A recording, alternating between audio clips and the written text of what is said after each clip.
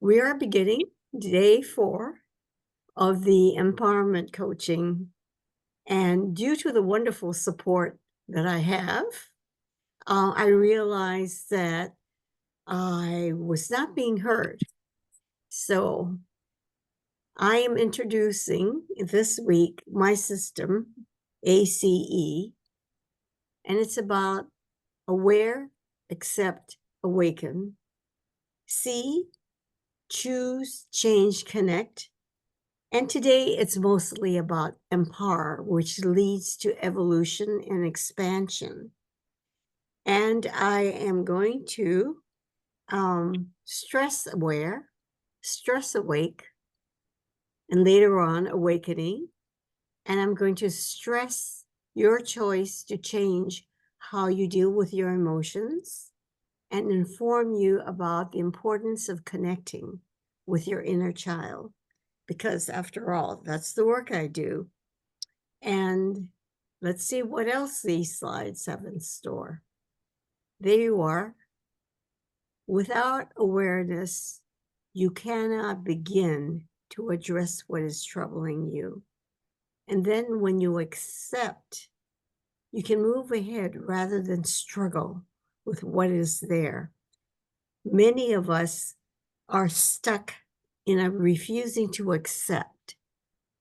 And I will talk hopefully about accept is kind of a surrendering. Welcome, whoever showed up. And surrender is also a very empowering step to take. And all of this is about awakening to your possibilities. And I will elaborate on your possibilities further on. Stay tuned. Now, this is the Thich Nhat Hanh quote that you see too many times. Awareness is like the sun. So it's like your own flashlight that you can turn on and make it greater illumination so you can see more. And you can see as you focus on different parts of you or your life, what is there.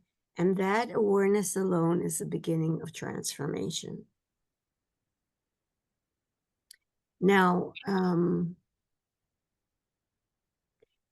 going to be talking more about this transformation. My awareness told me my mind is blank.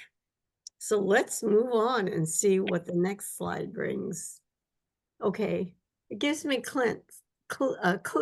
My slide tells me awareness brings you choices. Because when you're not aware, you're just governed by all the doings, all the habits. That's how human beings operate. You get up in the morning and you do your habit. Get up, drink coffee, go brush your teeth, shower, get ready for work or whatever it is. And unless you become aware that there's kind of a tiredness about all the time, or you're procrastinating in getting in the car, whatever it is, when you can see how you're feeling and what you're doing, like a witness, you can say, oh, maybe I need to look at this. Maybe I can change. Awareness is a key to choices, to freedom. And that's why you need to exercise the awareness muscle, which is a main way is self-reflection, spending time with yourself to see what's going on for you. This is very empowering. And the other that I started to mention when I went through this the first time and today is awareness is an aspect of you that can make you a witness, that can elevate you to a place of connecting with your divinity. You are, in some ways, connecting with the divine who is always seeing you, And when you become aware, you have the possibility of knowing your divine nature. Okay, I thank you, the three of you possibly who are here. I so love your support. I also love the support of everyone who will join me when they listen to this recording. I also want to thank my intuition, my spirit, which has stronger and stronger connections. So when I when I speak here, I can be completely unscripted. I'm not going to pick up my script at all and use my slide to guide me through. Because as I was thinking about today's presentation, more and more ideas came. Which ideas will be articulated I'll be guided, and I'll be reminded of the stories that I can tell you from my life and others, so that what you need to hear, whether now or later, will be touched upon in some way. And if they're not, drop me a question. You know how to reach me. So thank you, intuition and spirit, for guiding my words. And I started last time with taking a pause to connect in a bigger way, because you came here rushing or however. So I want a time that you can really settle in, a time that I can settle in. So we'll take just a few minutes to pay attention to your breath. Close your eyes and focus on your breathing, consciously breathing. Bring your awareness to your breathing, because with awareness, we can be here with the breath that physiologically and symbolically brings us so much. And the watching our breath today can open up our minds, our hearts to what is to come, and to the spirit that is always here, so we can feel curious and open, and being aware if there's any resistance, whatever it is, we can accept it. And the more we accept it, the more we can be here. So we move on. Ultimately, what this is all about, from the first day to tomorrow, is all about love, a return to love, a return to self-love.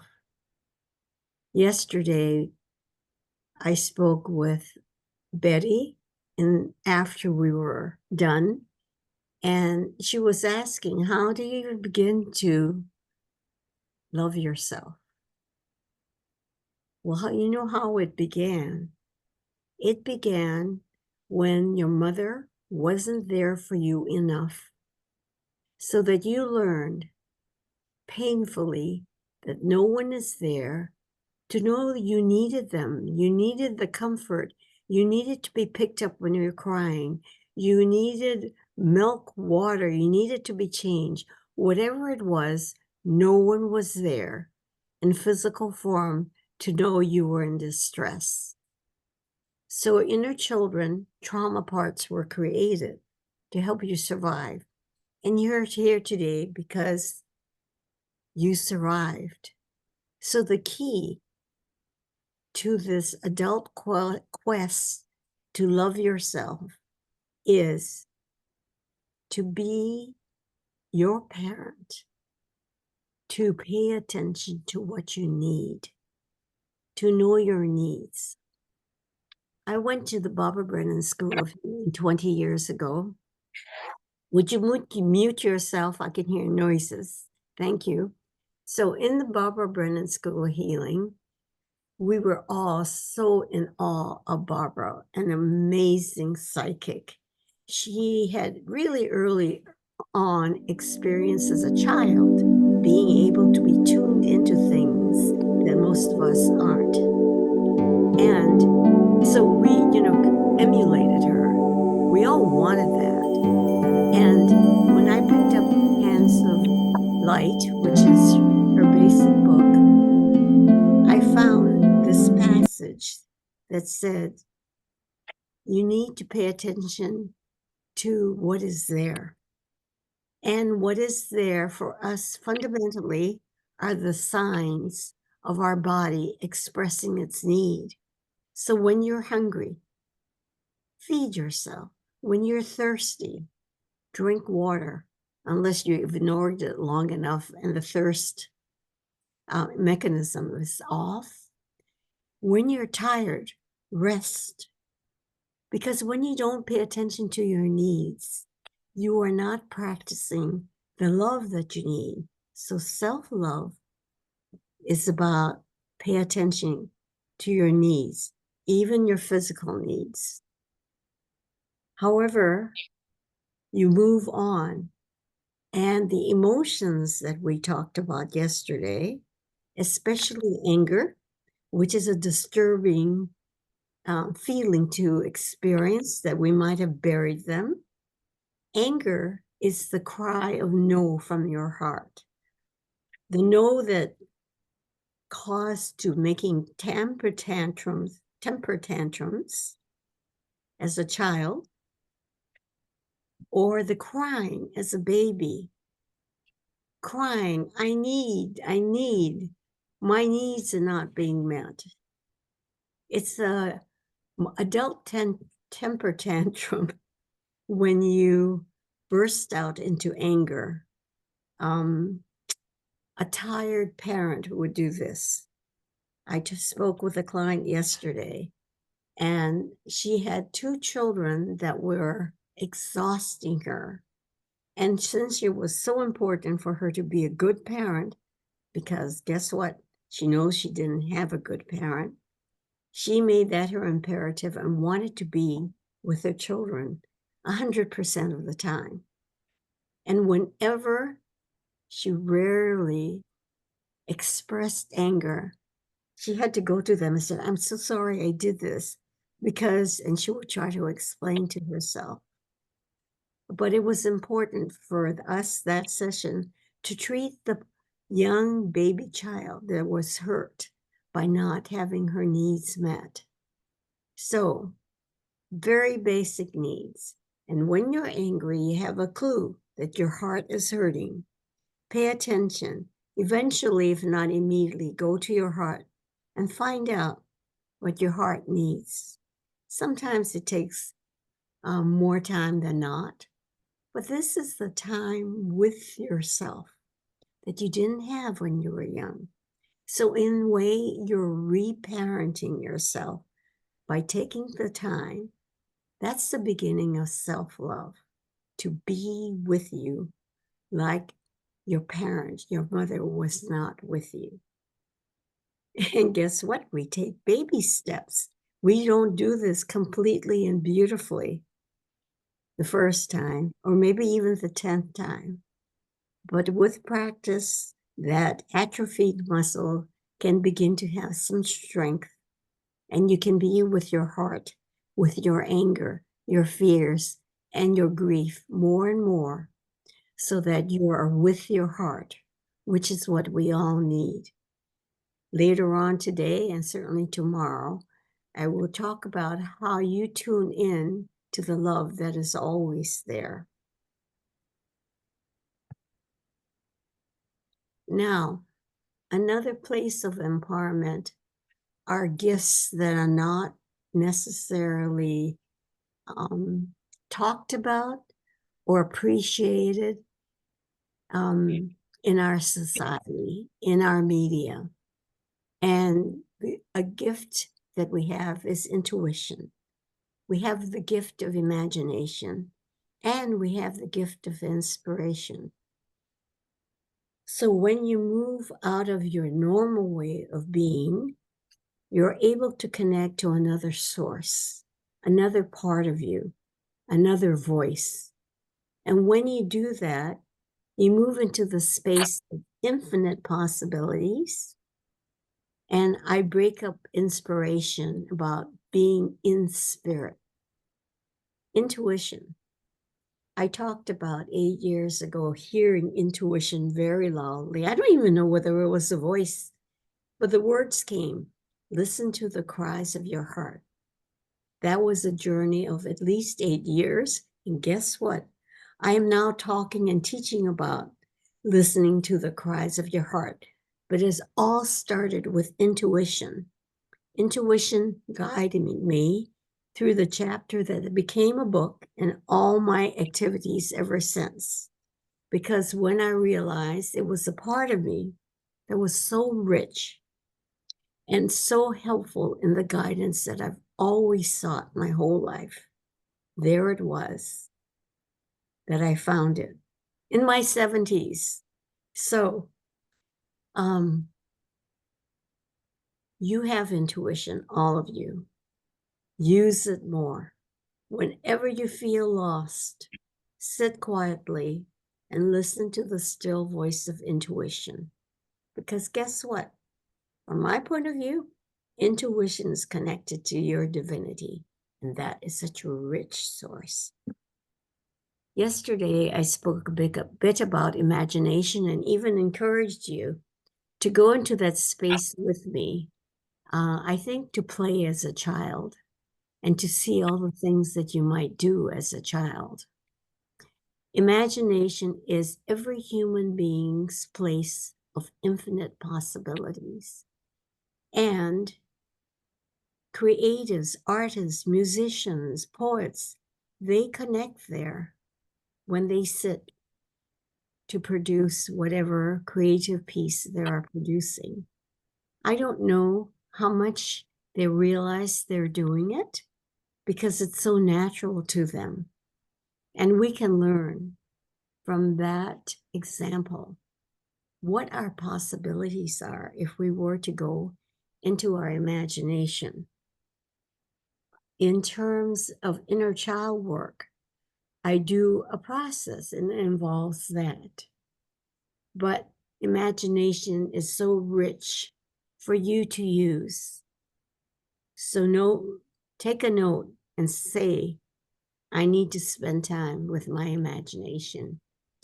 Give yourself permission to hear your intuition, to play in imagination, and to connect with spirit and inspiration. What do I mean by this? I talked to you about my practice of going to bed at night with a spirit I wanted to be with. And it was Rachel Naomi Raymond in Kitchen Table Wisdom, followed several months later by Grandfather's Wisdom, followed next by Byron Katie, The 1,000 Names for Joy. And I was with their spirit, and that transformed me. All the spirits you spend time with, especially when you're receptive, make a dent. They get into you, into your heart. And that's why being around people whose spirits are not elevated, who are really troubled and distressed, can get into your heart as well. So spirits everywhere can do that. So choose to be around spirits that uplift you rather than depress you. That's a word that I know I said not to use. How do I say? Pull your spirits down. And what I do and have for years now, as I mentioned before, is reading from my series of books, One with God. So I spend time with the voice of awakening, twice a day at least. So you have those possibilities, those capacities. They are all empowering. All right. I may or may not have mentioned in the breathing exercise that I use, moving into the now, moving into stillness or the present moment. Breathing can help you do that. Because when you focus on your breath and really are there, you're there in the present moment, the now. The now has been associated with Eckhart Tolle, a wonderful teacher. Do you know his story? He was really, really troubled for years and years into his adult life. One day, in exhaustion, he fell asleep on some bench somewhere. And when he woke up, he was awakened. He was moved into another being than who he was before. And his ability to be in the present moment, to be in stillness, is what he describes, teaches, and writes about. So we follow the guidance of Eckhart Tolle in finding ways to be here right now.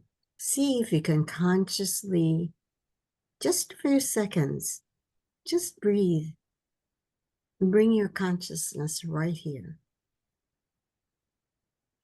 So this is a resource, your capacity to be still enough to be in the present moment and hear the presence and the voice of your wisdom that is always there. In the now, you can connect with presence because Spirit assures me that when you do that, when you're breathing, Spirit is breathing with you. The presence is always there in the present. So that is another powerful resource that we can begin to practice. I talked about yesterday, I think, the first practice of meditation that I use. Eyes closed, back straight, sitting still and noticing. And the more you sit, day after day, week after week, year after year, you learn to be still. Eckhart Tolle suggests in Stillness Speaks that you observe a tree and follow its example. It is still. It is in its being. Compared to doing, which is what our life is so full of. Doing, doing, doing. So that's another empowerment source we have, being in the present moment. Michael Brown has a process. Oh, what is the presence process? He had unbelievable pain for over a year. In the course of that, he learned to be in the present moment. So this is what he teaches in the book, where you follow through with him for 6 weeks, I think, practicing how to be in the present moment. It's like something like you practice saying, I am here now, as you're breathing, in this present moment with you, or something like this. And it's something you practice, like sitting for 20 minutes and noticing, building your awareness muscle, your capacity to be still. It is very rich.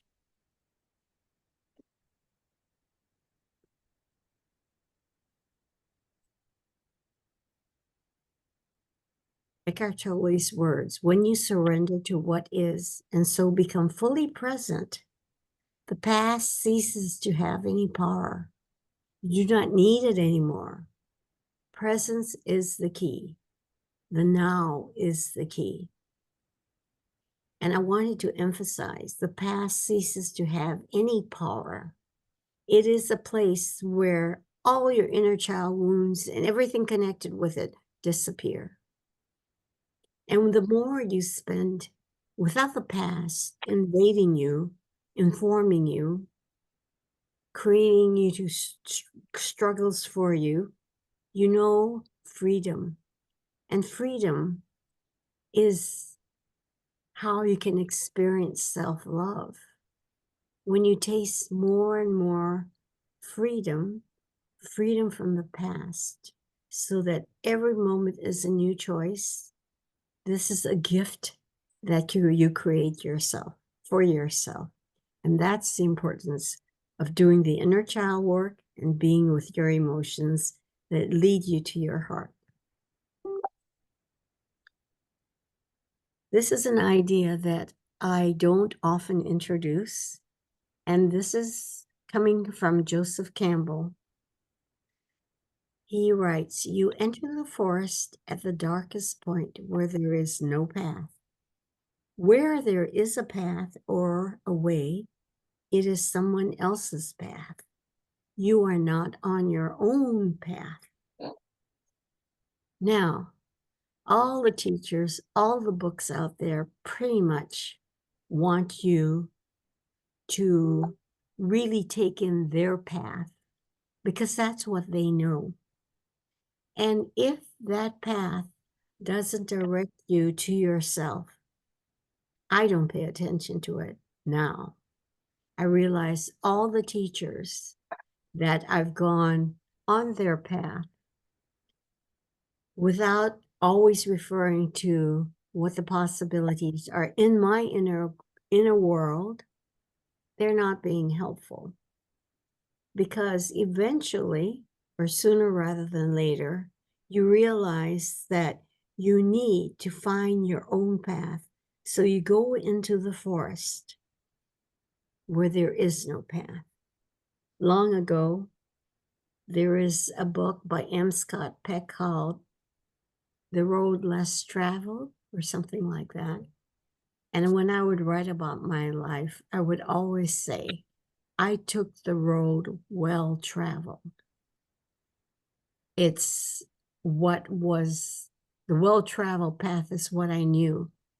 And it's only recently that I realized that I need to make a way that is my own path, which can be scary because it can be dark. And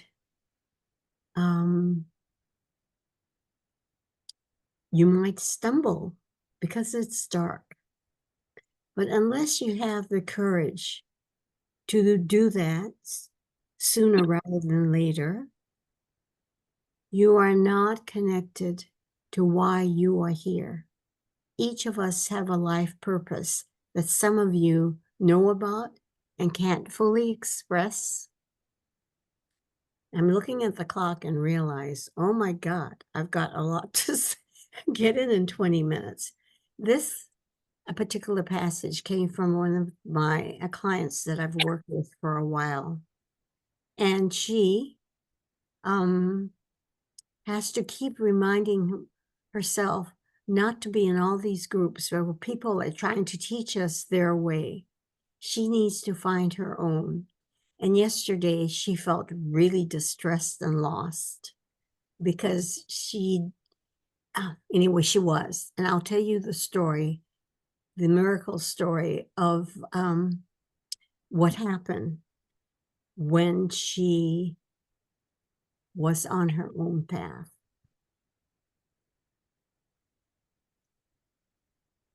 Next empowerment is the power of healing through the inner child work that I've described doing. Healing the wounded parts that recreate scripts and beliefs that run you. And we have the capacity to do that by using our subconscious, which I will address shortly. But the eventual goal of healing enough of your trauma parts is clearing the way so you get in touch with your original essence, which is spirit, which is love, as Marianne Williamson said. You came as love, and then you learned fear. So that is another source of empowerment, connection with your original innocence and essence. Here's a segment on the conscious and the subconscious mind, which is when you connect with your subconscious mind in the way that I work, you are truly empowered. Now, this iceberg image depicts very clearly what is happening in every moment, even right now. That is, only 5% is conscious. That is resulting on how we are. And the rest of it's in the subconscious. Our beliefs, our trauma, our memories, and all of that affecting us. So the degree that you can hear, take in anything I say, is a reflection of your trauma, your beliefs, your fears, and all of that in the subconscious mind. So the work that I present is all about using the subconscious as an ally. So what's in the subconscious? Memories, beliefs, emotions, fear, trauma, habits. Oh my God, we live out of the subconscious all the time through our habits, all the learned behaviors, and all the societal conditioning that we received. Like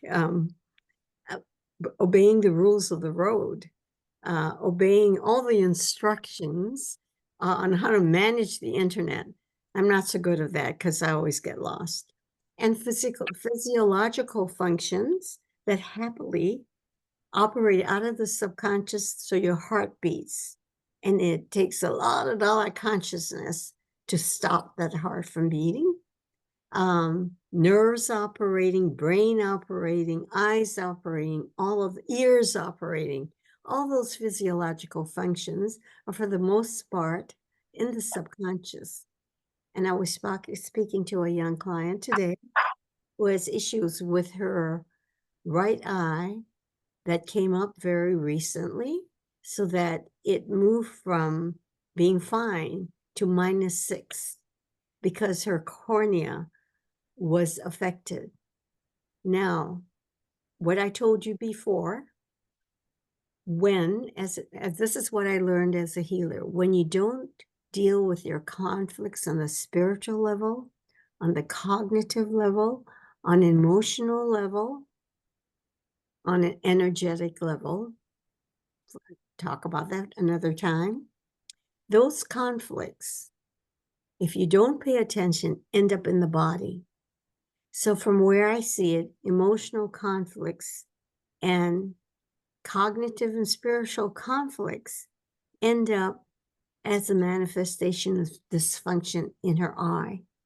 There's a lot to explore there, but it's only allying with the subconscious that we begin to pull these aspects out. The subconscious can be made into a magical genie, as most of you know, through the work of MAP, Make Anything Possible, that I was trained in about 4 years ago. So when I train your subconscious, we have a tool in you to bring healing to the trauma parts, healing the pain, all the limiting beliefs, limiting strategies and patterns you have, and to work with the strong anger, fear, and grief that come with trauma. We have this rich resources of working with your subconscious, trained to be superconscious, expressing the divinity and power that it helps to be your ally, a resource to self-love, a resource for transformation, expansion, evolution, major resource for empowerment. Here's something that I'm going to spend maybe 2 minutes with to give you a little taste of projection. About projection, I think yesterday I spoke about Carl Jung and his idea of the shadow. To pull out what that means is that everything you see in your life that bothers you, is distasteful, is because there is something about yourself that you hid inside. And that's a clue. Anytime someone's behaving in a way like Trump, like your children, or your friend, or your sister, brother, partner, husband, whenever you're distressed, not only is there an inner child there, but they are exhibiting, displaying a part of you that you've hidden from yourself. And part of healing is to become whole and have all of you. So your projection is a clue, major resource for healing. So a short exercise. Think of someone right now in your personal life who really bothers you. Spend the next few moments feeling how you're disturbed by what they're saying and doing, whether it's a child, a friend, a sister, a client. That being bothered is an indication that it starts teaching your shadow. There's something about what's happening to them, what you're seeing, that is a part of you you've hidden from yourself.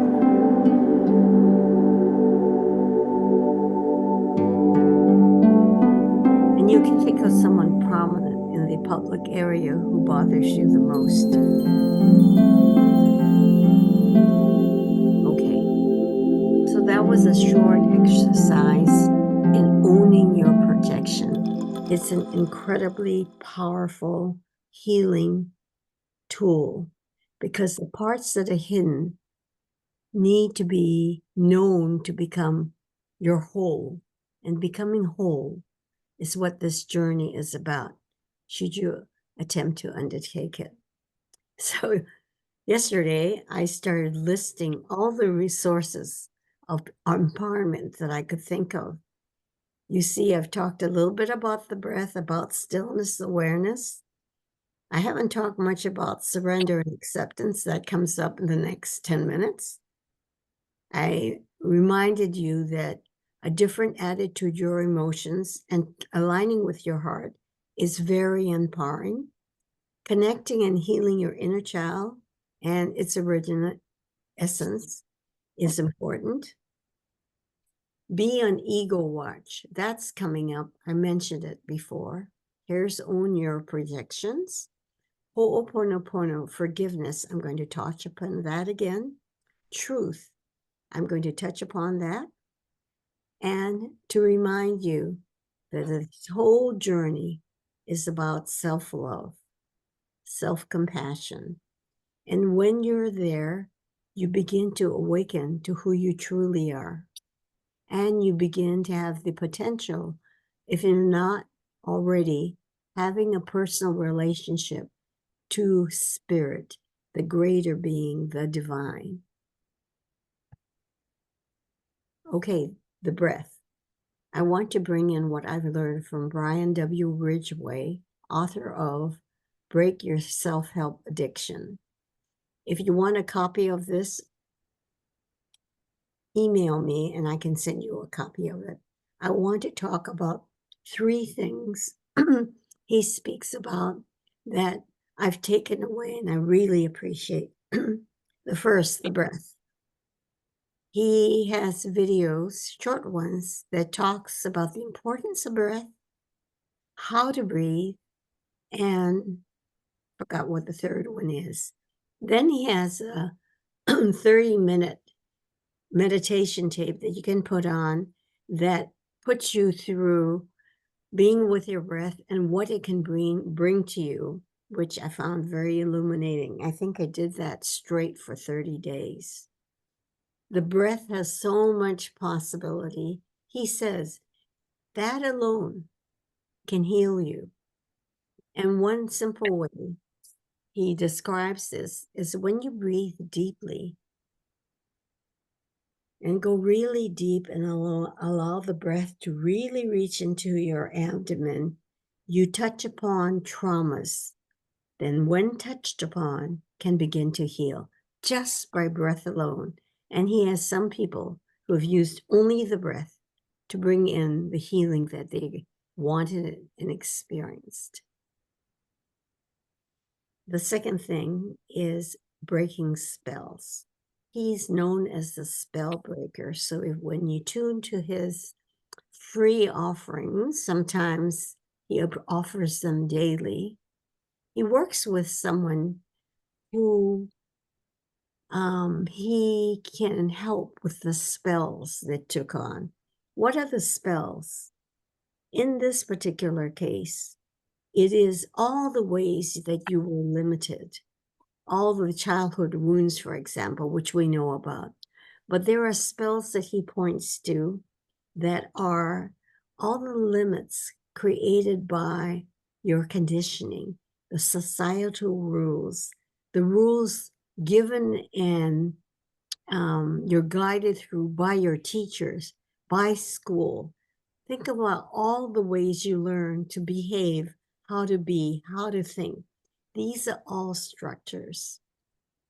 Buckminster Fuller explained that he spent a year trying to see if he had any original thought.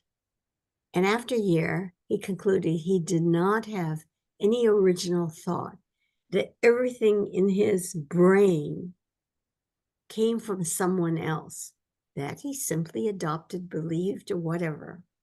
But there was no originality there. And that's why the Joseph Campbell quote is so penetrating for me. So having been on the road of conformity my whole life, imagine the structures that I'm finding, the conditioning, the conformity, the shoulds. There's a place. Anytime you say should to yourself or think it or operate from it, that's a structure that keeps you in place where you disconnect from any original impulse. So he helps break spells, but I don't have to be with him because once I know what the spells are, the structures that limit me, I let awareness help. And awareness can say, remind me, oh, ask superconscious to treat everything that created all the power in this structure so I am free. I am going to illustrate with my client's story of yesterday so you can see how you can get to some incredible places with that. And the mindset. The mindset is about who you truly are. So the foundation of Brian's work is all of what you do is a gift that you gave yourself. Any distress, any struggles, any negativity you face, you can get bothered by it. But if you remember, it's a gift that you gave to yourself. What does he mean by this? There's a book called Breaking Loose of the Money Game by Scheinfeld that is a similar system And the message is the same, because you are infinite power, infinite source, and you created your life and all of its detail as a gift to work through it and remember and claim the gift of your original essence, who you truly are. So his work is helping people, as I am trying in my way, to get closer and closer to becoming whole and to remember who you truly are. It's a matter of remembering. You've forgotten. And the work that I'm encouraging you to do is to remember. My One with God books, which I'll speak to you about more later tomorrow, a lot of it is just remembering I am here, remembering I love you, remembering all you need to do is when you find ego, turn it over to me. Just remembering, because who you truly are is me, the divine. So more later. Quick introduction to the work of Byron Katie, and this is about truth. Is it true? Can you absolutely know it's true? So let's try it right now. Think of a time someone said something to you that you didn't like.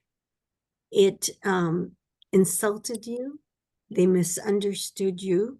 You were hurt. So you might say, this person didn't hear me. Next question, is it true? Well, now you're in a different space. You're seeking truth. Can you absolutely know it's true? This is where it gets a little shaky. Can't absolutely know it's true. It was my reaction, my response. But when I sit and look at it this way, then how do you react when you believe that thought? Well, you know, you felt angry, you were put out, you felt rejected, you felt betrayed, whatever it is. Next, who would you be without that thought? Wow. So in some ways, the damage was done because I believed something that may not have been true. And when I believed the thought, it was really disturbing. Who would you be without that thought? I leave you to your own conclusions. The added bonus to Byron Katie's work is the turnaround. So instead of saying, that person did this to me, make it, you did this to yourself. In other words, you projected some idea of yourself out there. So say you were hurt because you believe this person didn't listen to you. You were really thrown off because you believe that thought. And even without that thought, you're more at peace. And the turnaround is, well, maybe I don't listen to myself. Is that truly what it is? Very powerful work. And someone told me that 11 a.m. sometime where she is for an hour, she works with someone and it's open and free. See her do the work. You already know what I said about this, I think. Yeah, the innocence that was disrupted because you did not have the sense of safety and connection with mother. I've spoken about the ego and the small self and its mischief. Yep. Ego's mischievous activities uses thinking to cause fear because ego's essence is fear. It throws you, thinking does, into duality, opposites, separation, right and wrong. Ego work can be very important to creating peace, to becoming more with oneness and unity, because ego and thinking causes so much fear. And when you become aware of that, you can do it less and less. Awareness bringing transformation.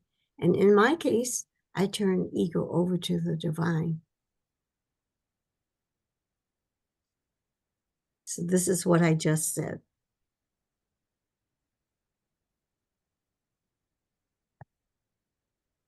Now, I hope some of you can hang in here, those who are alive, because I want to get through this for about 5 more minutes, the power of forgiveness. For this, I want to talk about the little soul in the sun. This week, I heard my client say, after all the trauma experienced since I was 2 or 3, how can I forgive the man who did it to me, who traumatized me, so that up until my age, now in my 60s, I've been affected by what happened to me and my trauma. What I'm noticing lately is my inability to say no. I don't know my needs, but as I'm becoming acquainted with my needs, my need for safety, my need for freedom from this house I live in with my husband, how do I forgive? And we talked about Ho'oponopono, which I talked about yesterday, I hope. And that is something. And when I talked about this a bit with someone yesterday, the beauty of Ho'oponopono is not really complex. You don't have to read a book, take training, or anything like that. You're just encouraged, whenever you're distressed, to use the words, I'm sorry, please forgive me, thank you, I love you. The components that brings in the moment, whether you're conscious or not, is connection to healing. So you try that and see, because you can practice, make a habit of connecting to the divinity that is connected with those 4 phrases, to the gratitude that brings you to another space, to the love where you want to be. Now, the story about the little soul and the sun in 1 minute or less is coming from, as you can see, Conversation with God. It's a children's parable by Neil Donald Walsh. The little soul is having a conversation with God. Little soul wants to know who he is among all the angels. So when God says, who do you want to be? Little soul thinks about it, comes back and says, I want to be forgiveness. So in order to become forgiveness, the little soul is putting on his human garb to move into human life. And a friendly angel comes forward and she says, I'm coming with you. And he says, why? And she says, because I've loved you. I love you. And we've done this many times before. And as they're putting on the costumes for their human life, she said to him, you must promise me one thing. Never, never, never forget. Of course, it's anything. She says, when I hurt you, torture, and as mean to you as I can possibly be, because I'm in my role, my costume. You cannot forget who I am, because if you forget who I am and who you are in your victimhood, then we're both lost. So the little soul agrees. At the end of the book, God said, yes, remember, I only sent angels. So that's how you learn to forgive, remembering that everyone before you, and you are an angel, you are spirit. And sometimes, if you really get that, you may be able to forgive, because this is why you came here in this lifetime, to learn forgiveness. So, those of you who get this, remember, forgiveness is a huge, powerful empowerment tool. Out beyond ideas of wrongdoing and right doing, there is a field. I'll meet you there. Rumi. I love that. An awakened being who knows all the ways to move to where we are at peace. We can play in the fields, be whole, see each other, and as angels. Now, I think that's the last slide, but I'm just going to jump ahead to see whether it is. It's the imagine place. So take a few seconds to move through the space of imagination and being in that field beyond right doing and wrong doing. Imagine who you are. Imagine who anyone there is. Continue this exercise after we close. This has been the empowerment, empowering through the subconscious and expanding to your divinity. So commit right now to take seriously some of the things that came through. Spend time with yourself and find a way of bringing it into your current life. Saying how pleased I am with your presence, your support, and I hope that there's enough here to encourage you to return tomorrow, where I summarize and elaborate on empowerment and share stories from my own experiences, but especially from my client. I have have several great stories to share with you. So please join me and have a great day.